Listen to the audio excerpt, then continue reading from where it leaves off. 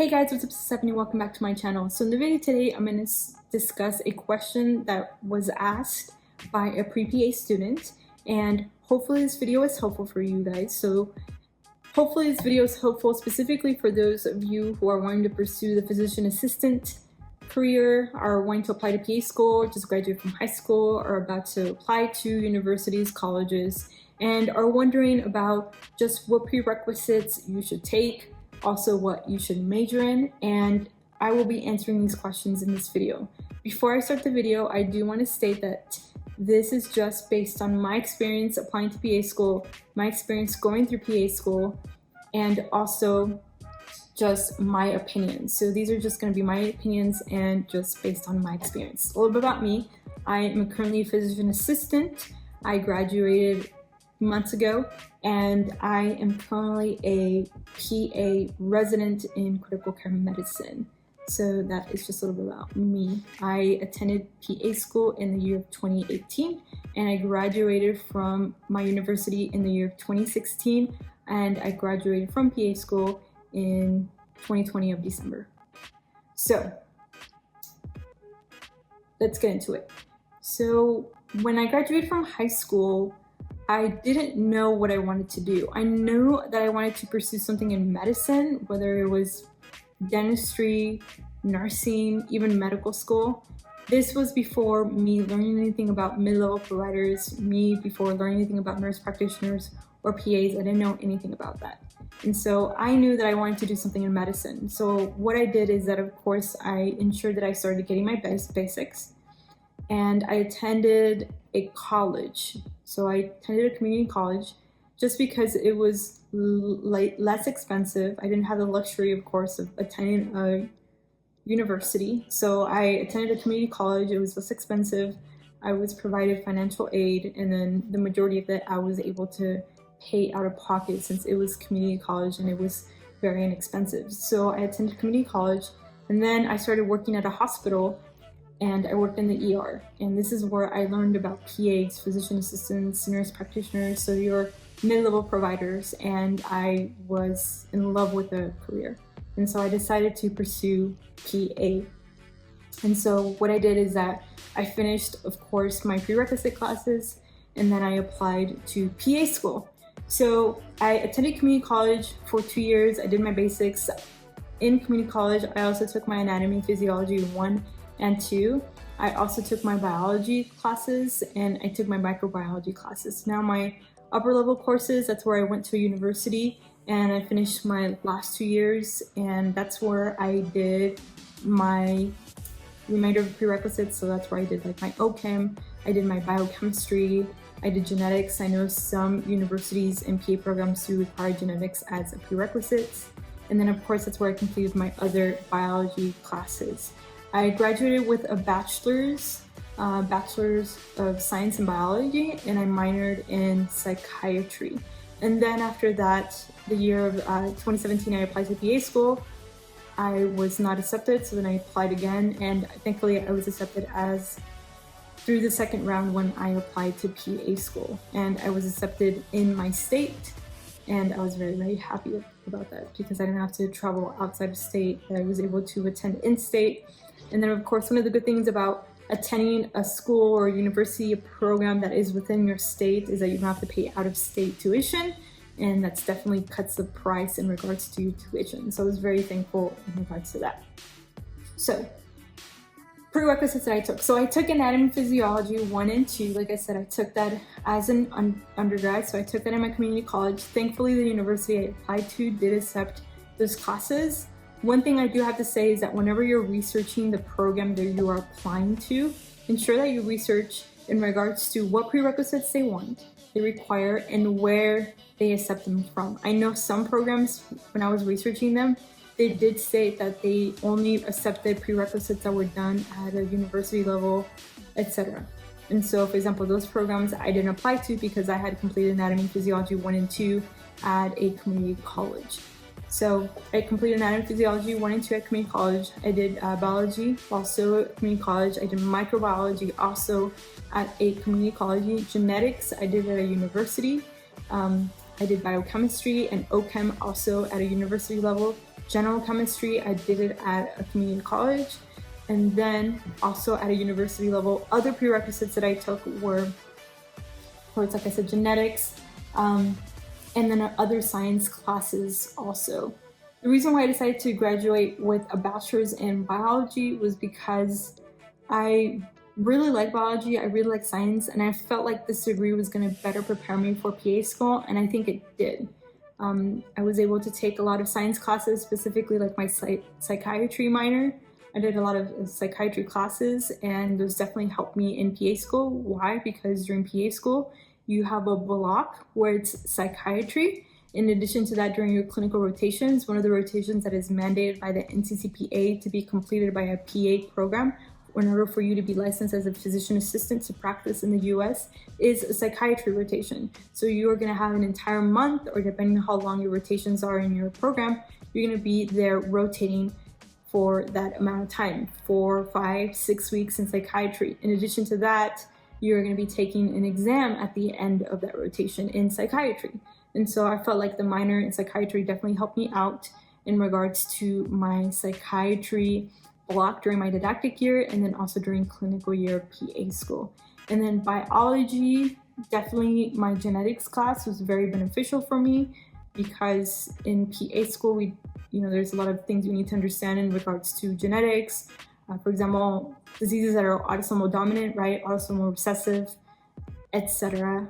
How much percentage are they going to affect, the offspring if the father is homozygous or heterozygous for the allele? Like, what's the percentage that the child is going to have it? Like, we think about sickle cell, right? We think about, for example, the other one's going to be your hemophilias. And so genetics was definitely very, very helpful in regards to understanding that.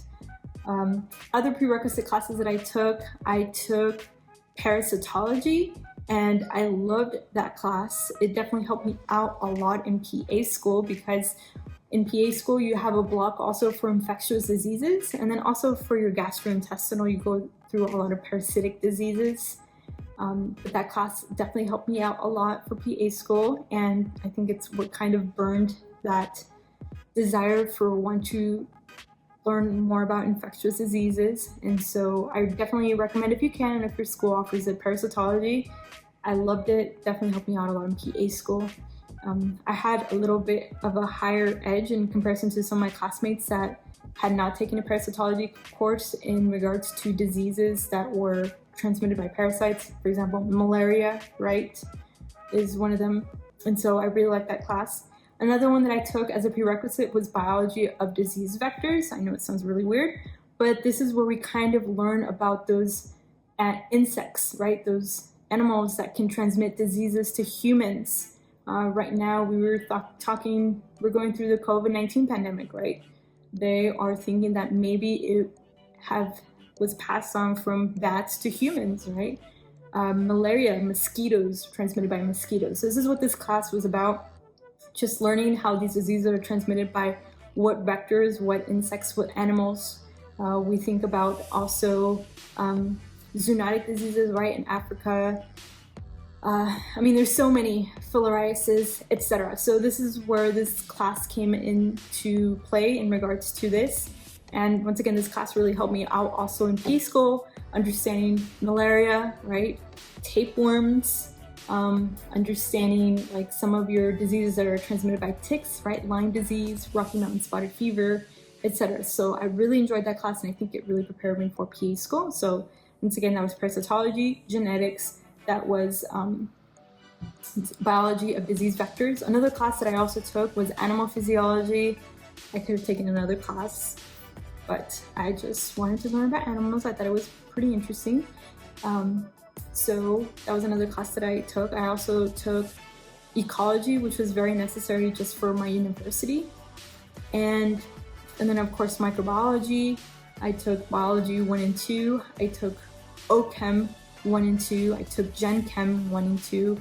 I took Biochem. Biochem definitely was very helpful for PA school.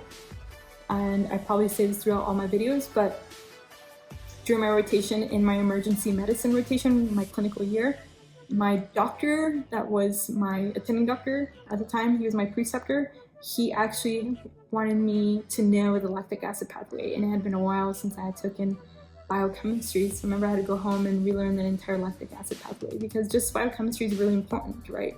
Why do diabetics, especially your type 1, go into diabetic ketoacidosis? What's going on? Why is the breath fruity, right? We think about the lactic acid pathway. So for example, for this question that I was asked during my ER rotation, my doctor asked me why I wanted to order a lactate on a patient that was coming in with a possible heart attack, right? What is the pathophysiology? Why is a lactate going to be high? So definitely biochemistry was very beneficial. I know it's one of those classes where you're like, when am I going to use it? But yes, you are going to use it. And if you're going to be placed in a situation like me where they are going to ask you what's the lactic acid pathway, and you're like, I don't know. So biochemistry, microbiology, like I said, once again, during my ER rotation, during my pediatrics rotation, I was asked by my attending doctors, what's the microbiology of, for example, gonorrhea? Is it gram-positive, gram-negative? And if it is gram-positive, gram-negative, how do you treat it? Why do you choose this antibiotic?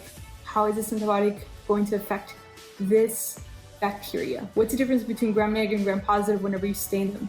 And so, yes, microbiology is very, very important for you to learn. So ensure that if you can, definitely learn the information when you're taking this class. And so those were some of the prerequisites that I took. Other prerequisites that my university offered were things like virology. Honestly, I wish I would have taken virology instead of animal physiology. It would have helped me a lot better in PA school, and I know some of my classmates that took virology, they understood certain viruses a little bit better than I did in regards during my didactic year of PA school.